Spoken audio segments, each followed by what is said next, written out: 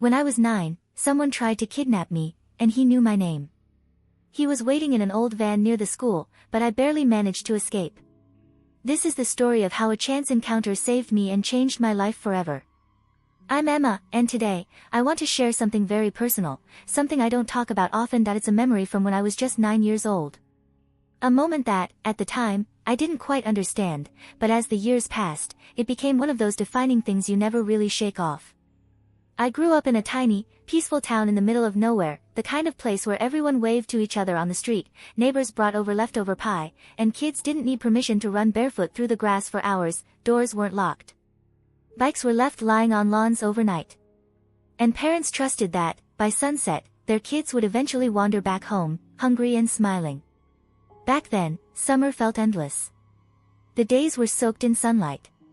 I remember the smell of hot pavement and freshly cut grass. My knees were always scraped, and my pockets were always full of random treasures, rocks, bottle caps, broken bits of toys. Life was simple. Predictable. Safe. But sometimes, even in places that feel like a warm blanket, danger can slip in quietly, without warning. It happened on one of those golden afternoons. My best friend and I were near the school playground, doing what kids do, nothing important. The older boys were playing street hockey nearby, shouting and chasing the ball, sticks clashing, laughter echoing between buildings. That we watched them for a while, joking, laughing, probably talking about something silly like popsicles or cartoon crushes. And then it happened. I heard my name. "Hey, Emma. Someone's looking for you, over in that van in the parking lot." It was one of the boys, someone I barely knew. I don't even remember his name now. That I turned toward him, confused. "What? Who?" He shrugged, like it was no big deal. "I dunno. He just said to call you over. He knew your name." There's a strange feeling that comes when your body knows something's wrong before your brain can catch up. My stomach dropped, but my mind was still searching for logic. Maybe it was someone my parents knew? Maybe there was an emergency. I looked toward the parking lot. Between two school buildings, partly hidden, was a van, old. Beige with brown stripes. Faded paint. Rust crawling up the sides, the kind of van you'd see in a 70s crime documentary, not parked next to a school on a summer afternoon. I squinted, hoping to see someone familiar through the windshield. But the front windows were too tinted, the glare from the sun bouncing off like mirrors. I couldn't make out a face. I told myself maybe it was just someone's uncle, or a delivery guy. Maybe he was just lost. But then I noticed something weird. The van wasn't parked like normal, it was pulled in at an angle, like whoever was driving wanted to leave fast, and I couldn't shake this odd sensation, like I was being watched. Not just glanced at. Watched. I took another look at the boy who had called me over. He was already back playing, like it was nothing. Like he hadn't just told me a stranger knew my name, and somehow that made it worse, the normalcy of it. The fact that he didn't feel anything wrong. But I did. A little voice in my head, the same one I'd always ignored when sneaking cookies or climbing too high, suddenly screamed, "Don't go." But I still took one step, just one. And then, a voice. "Hey, sweetie. Where do you think you're going?" It was Mrs. Gibson, one of the neighborhood moms. She appeared from the other side of the playground, walking briskly, eyes already scanning me. I paused and turned. Someone in that van said they're looking for me," I mumbled. Her expression changed in an instant. Her lips tightened. Her eyes narrowed, not in anger, but in a way that made my heart thump harder. She didn't yell. She didn't make a scene, she just stepped forward, gently took my hand, and said, "Come on, let's walk." And we did. Slowly. Calmly, back the way I came. We barely made it 10 steps when the van's engine roared to life, the tires screeched. The van peeled out of the parking lot and sped around the corner. Gone. No words. No explanation. Just, gone. I remember how tight Mrs. Gibson's hand was around mine, not painful, but protective, like a shield made of skin and bone. She didn't say much. She just turned and walked me home. When we got there, she spoke quietly with my parents. I didn't hear what they said, but I saw their faces change. I saw something in their eyes I hadn't seen before, fear.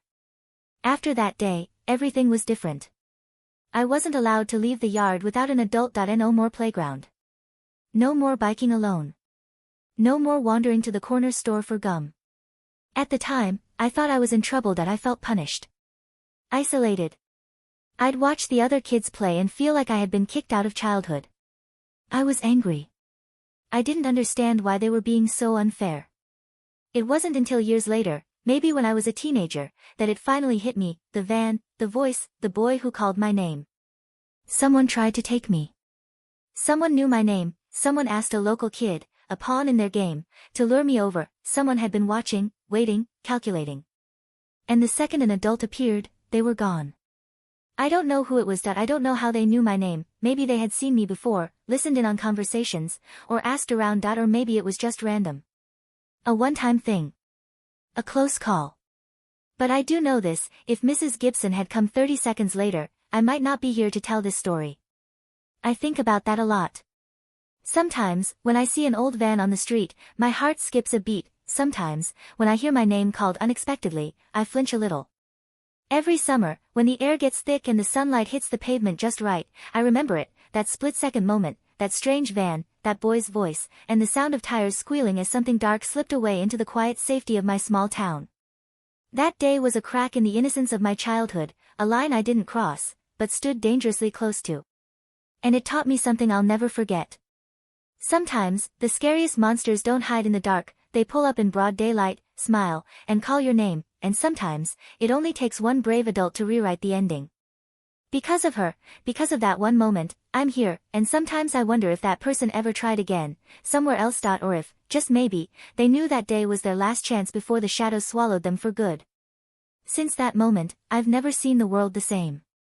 I became more alert, more aware of people around me, of strangers who linger too long, of voices that sound too familiar. I stopped trusting blindly. I grew up faster than I should have. And while I wish that moment never happened, I also know it's part of who I am now. A survivor, in the smallest but realest way. The kind of story that makes your heart tighten. The kind that reminds you, even in a sleepy little town, even in a sunny playground, not everything is as safe as it seems. Even now, years later, I sometimes replay that afternoon in my mind, the way the sunlight bounced off the van's windows, the way Mrs. Gibson's hand felt in mine, the sudden roar of the engine as it sped away. Those moments are frozen in time, like a warning. I've thought a lot about that stranger in the van. Who was he? What was he planning? And how many other kids never got away? The questions don't have answers, and maybe they never will. But that uncertainty, that shadow of the... I also think about Mrs. Gibson. A quiet hero I barely knew. Someone who didn't hesitate, who saw something I didn't, and stepped in. That's why I tell this story. Not just as a warning, but as a reminder. Because sometimes. So if you hear a child's name called unexpectedly, or see a stranger lingering where they shouldn't, don't look away. Yo. This story isn't just mine. It belongs to every child, every parent, every guardian who ever felt the fragile weight of safety. And it's why I'll never stop telling it.